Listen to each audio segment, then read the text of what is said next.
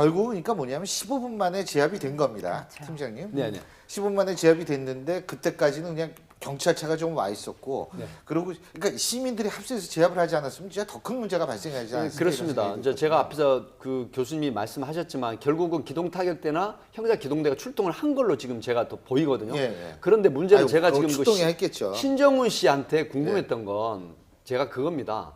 그 경찰관 한 명과 시민 4, 5명이 합세해서 그 검거를 했다고 했을 예. 때 그 범인이 사제총기를 휴대하고 있었는지 한 상태냐, 없었는지 아니냐. 아. 이제 그게 굉장히 궁금했었는데 왜 그러냐면 저런 상황일 때 시민이 시민 정신을 발휘하고 경찰관을 돕는다는 측면에서 합세해서 범인을 검거하는 건 좋지만 만약에 총기를 휴대하고 있다라고 하면 절대로 시민이 거기에서 합세하면 안 되는 거거든요. 왜냐하면 또 다른 피해를 있기 때문에 지금 마침 타이밍이 그래서 제가 그걸 여쭤보려고 했었는데 그 이걸 보고 계시는 시민도 이 와중이지만 혹여라도 이런 일이 목격됐을 때 범인이 총기를 휴대하고 있다고 판단됐을 때는 절대 어떤 그 가행 생각은 하지 마시라는 얘기를 좀 드리고 싶고요. 예. 일단은 현장에서 경찰관한테 맡겨두는 방법이 가장 좋은 방법이라는 건 또 근데 말씀드립니다. 진짜 가슴 아픈 게 현장에 출동을 했던 그 경찰분이 결국은 병원에서 숨졌다는 소식을 전해드릴 수밖에 없어서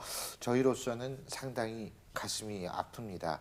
그러니까 사실 이분도 이 돌아가신 우리 순직하신 네. 이 경관분도 저쪽에서 총을 쏘리라고는 생각을 그렇습니다. 못했을 거예요. 예, 지금 저 추가로 나오는 게 보면 그 편의점에서 시민을 상대로 망치로 공격을 채취했다라고 하거든요. 그렇다고 하면 그 시민이 과연 이 범인하고 인과관계가 있는 사람이 없는 사람인지 모르겠지만 저곳이 과연 이 사람의 주거지였는지 질감이 있는 곳인지 모르겠거든요.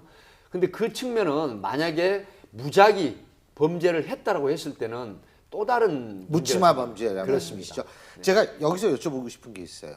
뭐냐면 그럼 여러분들도 함께 생각해 보는 건데 이 사람은 이건 우발적인 범죄가 아니죠. 이건 계획 범죄죠. 그렇습니다. 사제총을 여러 정을 마련했다라고 하면 반드시 누군가를 상대로 보복을 하거나 또 본인이 생각하는 감정을 해소할 그런 타격으로 생각을 하고 사제총을 만든 거거든요. 예. 그런데 경찰관이 출동을 했을 때 경찰관에게 총격을 했는데 결국 경찰관이 사망을 했지만 그 망치로 공격을 채취해 당한 분이 저분하고 어떤 관계인지 편의점에서 술을 마신 상태로 또 공격을 했다는 부분은 조금 근데요. 문제가 있는 일반적으로 이 사람이 전자발찌를 찼다라는 것은 성 관련 범죄를 저질렀을 확률이 높다라는 얘기인데 네. 일반적으로 이런 범인들이 특정 지역을 찾아가는 그 동기는 그 지역과 범행과 뭔가 연관이 있을 때 그 지역으로 가지 않습니까? 그렇습니다. 그 유추가 됩니다. 총기, 사제총기를 만들어서 현장을 나타났다고 하면 관련자가 그 지역에 거주하고 있거나 아니면 예. 근무를 하고 있다고 이렇게 미루어 추정이 됩니다. 저는 이제 여성으로서 예. 한마디 드리고 싶은 게 사실은 요즘 주변에서 우리나라가 언제부터 이렇게 불안했지? 묻지마 범죄도 많고 살인도 많고 또 길거리 폭행도 많고요. 그런 와중이었는데 지금 전자발찌를 끊었어요. 편의점에서 술을 마시고 망치로 시민을 공격하다가 총을 예. 발사했어요. 이거 영화도 아니고 대한민국에서 정말 이런 일이 가능한가? 이 불안 지수가 너무너무 높아진 거고 흔히 예. 이제 우리나라가 마약이라든가 이 총기는 청정국이다라고 예. 믿고 살아왔는데 이제는 정말 아닌가 싶으면서 불안감이 너무 커지고 있습니다. 그렇습니다. 이 총기를 여러 정을 가방에 가지고 있었다라고 하는 거는요. 분명히 뭔가 특성인을 겨냥했을 수도 있지만 전자발찌 착용자들의 한 가지 문제점 중에 하나가 이게 자신이 억압돼 있다는 생각 때문에 폭발하는 경우들이 발생을 하거든요.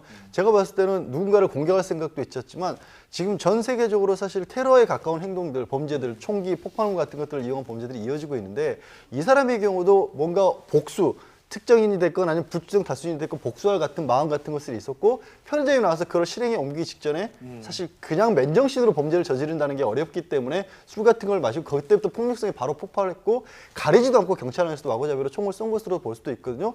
그렇게 본다면 아까 이제 이 교수님이 이게 울타리가 무너진다는 표현까지 쓰셨는데 정말 이게 울타리로 무너지는 수준까지 가지 않기 위해서는 우리가 어떻게 막아야 될지를 면밀하게 이 사람에 대해 수사를 해봐야겠죠. 예, 어쨌든 참 기가 막힌 사건이 벌어졌습니다. 이 짧은 시간 내에 결국 현장에서 총을 맞은 경찰관 분이 숨졌다는 소식까지 전해드리게 돼서 상당히 좀 씁쓸합니다. 우리가 보다 정확한 내용은 내일 상세하게 혹은 오늘 밤에 상세하게 전해드릴 수 있을 것 같습니다. 다시 한번 숨진 경관분의 명복을 빌겠고요.